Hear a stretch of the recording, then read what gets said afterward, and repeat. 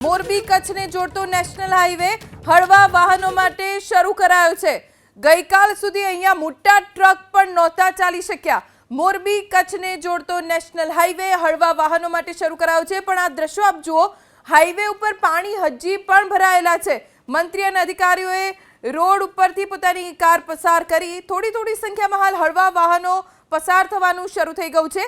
મોરબી કચ્છને જોડતો આ નેશનલ હાઈવે ગઈકાલે જળબંબાકારની સ્થિતિમાં હતો અને આ જ હાઈવે ઉપર મંત્રી અને અધિકારીઓએ રોડ પર વાહન ચલાવી પરિસ્થિતિનો તાગ મેળવ્યો છે। થોડી સંખ્યામાં હાલ તો હળવા વાહનોને પસાર થવા દેવામાં આવી રહ્યા છે, પણ જો વરસાદનું જોર વધ્યું તો ફરી આ હાઈવે જળમગ્ન થઈ શકે છે।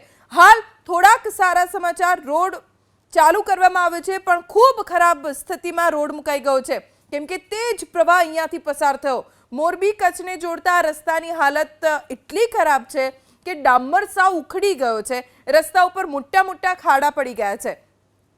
અહીંયાથી આપ જોઈ રહ્યા છો કે મંત્રીનો કાફલો પણ પસાર થઈ રહ્યો છે, કેમ કે આ રસ્તા ઉપરની સ્થિતિ કેવી છે જાણવા માટે મંત્રી અહીંયાથી પસાર થયા, પણ આ હાઈવે તૂટી ગયો છે, ડામર ઉખડી ગયો છે, રસ્તાની હાલત ખૂબ જ ખરાબ થઈ ગઈ છે। ગઈકાલે તો અહીંયા એક ટ્રક ફસાઈ ગયો હતો અને તેના કારણે 3 જેટલા વ્યક્તિને રેસ્ક્યુ પણ કરવામાં આવ્યા હતા। અને આ જુઓ દ્રશ્યો અમે આપને બતાવી રહ્યા છે કે રસ્તાની કેટલી ખરાબ હાલત થઈ ગઈ છે, કેમ કે ખૂબ જ પાણી અહીંયા ભરાયેલા હતા। અત્યારે થોડા વાહનોને જવા દેવામાં આવી રહ્યા છે, પણ રસ્તો તો જાણે કાગળની માફક તૂટી ગયો છે।